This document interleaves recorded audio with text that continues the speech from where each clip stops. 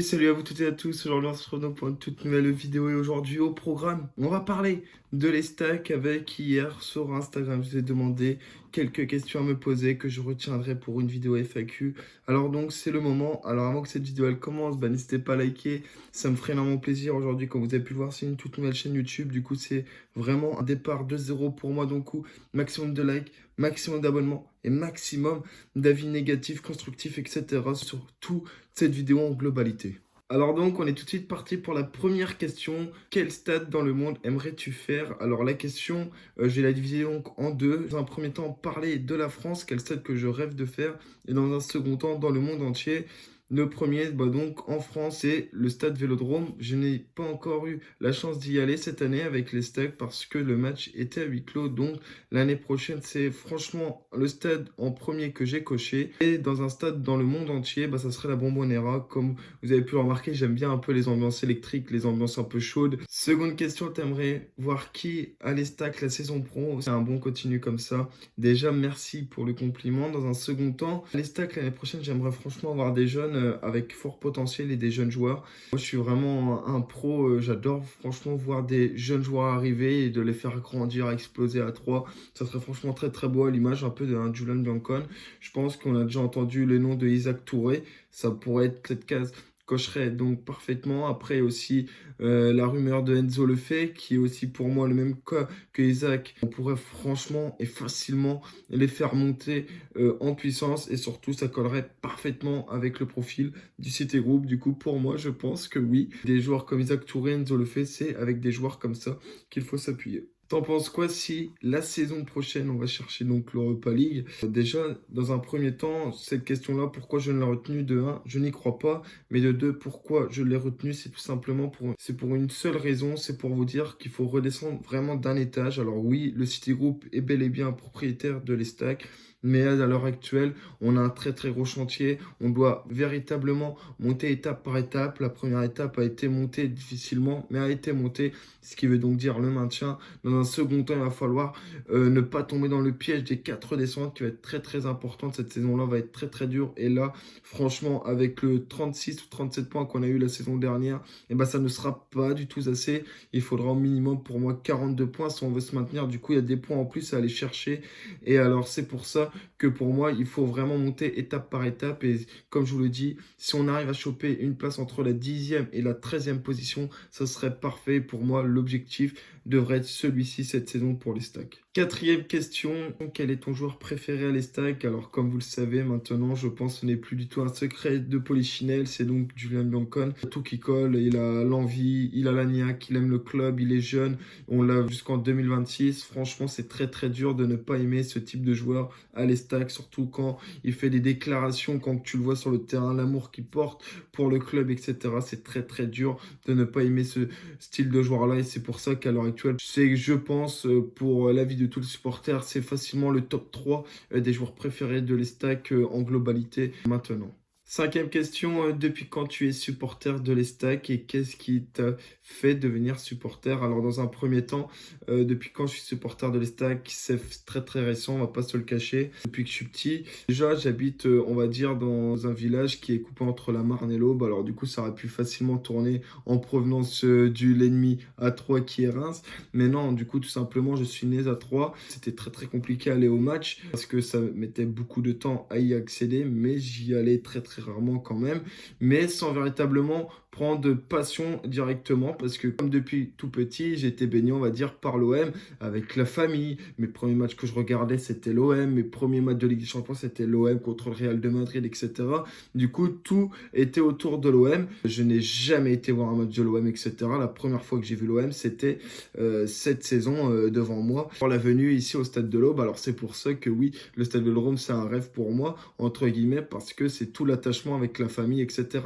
Alors qu'est-ce qui m'a fait devenir supporter? Tout simplement, c'est depuis que j'y habite. Je regardais avant quand même malgré tout tous les matchs de l'Estac, etc. Mais depuis que j'y habite, depuis que je vais à tous les matchs, etc., il y a vraiment un truc qui se passe pour moi. On va dire que l'Estac a réussi à me faire rayer l'OM et maintenant l'Estac, ça me procure vraiment toute l'émotion que je veux et franchement c'est pas du tout la même sensation. Alors avant j'étais pas supporter de l'OM, avant c'était beaucoup plus compliqué que ça, on va dire. entre guillemets, que c'est l'OM qui m'a fait aimer le foot. Donc ce dossier-là, il est un peu très compliqué, mais pour moi, comme je l'ai dit, maintenant, je suis supporter de l'Estac. Quand l'OM était venu à l'Estac, au stade de l'Aube, j'étais supporter de l'Estac avant tout. Mais voilà, c'est plus avec les liens parentés, les liens familiales que l'OM, entre guillemets, j'étais un peu baigné dedans. Mais à l'heure actuelle, oui, c'est clairement l'Estac. Et ce qui m'a fait devenir, c'est carrément l'ADN, la physionomie, le mental du club, ce qui veut dire l'esprit familial. Quand tu viens d'un petit village où tu as beaucoup de frères, tu as beaucoup de sœurs, et voilà, tu es très très attaché à tes racines, etc. Et du coup, les stacks collent parfaitement avec ma personnalité. C'est pour ça qu'à l'heure actuelle, je suis très très attaché. C'est pour ça que je fais tous les déplacements, etc. C'est devenu ma drogue, les stacks. Et c'est quand même très très fort. Je pense qu'on n'est pas beaucoup dans le monde, on va dire, au début, apprécier l'OM sans véritablement être supporter, parce que pour moi, je le dis, quand tu es un vrai supporter, etc., tu vas les voir au moins une fois jouer. Et du coup, je suis quand même, on va dire, passé de, on va dire, attaché un peu à l'OM, passer maintenant à supporter de l'Estac. Franchement, le bon, il est quand même assez remarquable parce que les supporters de l'OM, ont rien à envier aux supporters de l'Estac parce qu'ils ont le niveau qui est plus grand, un stade qui est plus grand, une ambiance qui est plus grande, etc. Du coup, c'est pour ça, rien n'est envié, on va dire, et c'est pour ça que c'est encore plus fabuleux ma trajectoire. Mais en tout cas, maintenant, je suis 100% supporter de l'Estac et ça, c'est vraiment le plus important. Et comme vous pouvez le voir derrière, je suis passionné, je rachète tout ce que je peux sur l'Estac, etc. Voilà, mon but, c'est d'avoir vraiment de plus en plus de choses à ces couleurs. Sixième question, ton pire déplacement que tu as fait? Franchement, il n'y en a pas de pire. Il y en a qui font mal, je vais dire. Mais il n'y en a pas qui sont pires. Franchement, le pire déplacement, ça aurait pu penser que c'est Brest. Mais finalement, c'est le déplacement que j'ai le plus rigolé. Où franchement, c'était magique. Après, il y a aussi le déplacement contre Rennes. C'est peut-être un peu lui qui fait le plus mal. Parce qu'on enchaîne 2 défaites de suite. Et après, tu penses dans ta tête que tu joues l'OM. Et là, tu te dis que tu vas perdre alors que tu arrives à réussir le match nul. Du coup, je pense que c'est plus Rennes, mais pour moi, il n'y en a pas de pire. Tu comptes continuer les déplacements l'année prochaine? Alors, cette question-là, elle est très très simple. Oui, franchement, j'espère vraiment tout faire. Financièrement, je suis pas à plaindre, etc. Ça fait franchement plaisir d'avoir les moyens de suivre ton club, de suivre ta ville de naissance, etc. Du coup, oui, l'année prochaine, c'est véritablement tous les faire. Et peut-être même que les stacks me fera pour la première fois embarquer dans un avion pour aller à Ajaccio. En tout cas, Ajaccio, je l'ai bien coché ce déplacement-là aussi. Les déplacements que je n'ai pas pu faire tout simplement l'année dernière. Monaco, Nice, Marseille, Ajaccio qui est nouveau, Toulouse qui est nouveau. Voilà, franchement, beaucoup de villes du Sud. Mais voilà, comme je l'ai dit, je rêve d'y aller, faire tout ce road trip du Sud. Je rêve de faire le One Tour, de faire tous les déplacements possibles. Et du coup, c'est ce que je me suis fixé pour la saison prochaine. Là, c'est une question un peu particulière, du coup, je vais même pas la citer, je vous l'affiche juste sur l'écran. Alors, je suis juste supporter simple, je suis carté en groupe de supporters, mais je ne suis pas chef ni rien du tout de tout ça. Il faut remettre l'église, on va dire, au centre de village. Je suis juste supporter passionné maintenant et qui essaie de tout donner pour ce club-là, pour qu'il y ait la meilleure ambiance possible, tout simplement parce qu'on n'a pas d'ambiance. Enfin, on a très très peu d'ambiance et du coup beaucoup de critiques autour de cela. Mais non, je ne suis pas chef, je suis simple supporter passionné avec qui je chante, je fais les déplacements ou encore je fais la réalisation de tifos, de banderoles, etc. Quand j'ai le temps et tout ça, c'est bien évidemment bénévolement parce que c'est la passion qui passe par-dessus tout, etc.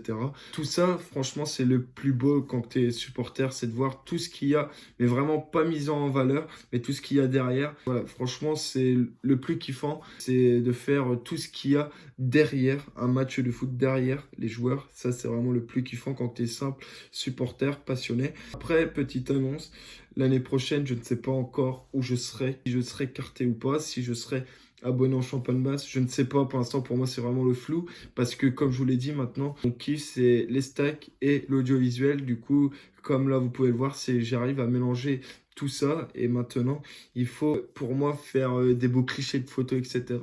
Du coup je ne sais pas si pour moi mon accessibilité elle serait beaucoup plus favorable en Champagne Basse ou pas, mais en tout cas quoi qu'il arrive, c'est que l'année prochaine je paierai certainement ma carte de carté au groupe de supporters, mais je ne sais pas si je serai en Champagne Basse pour diverses raisons, etc.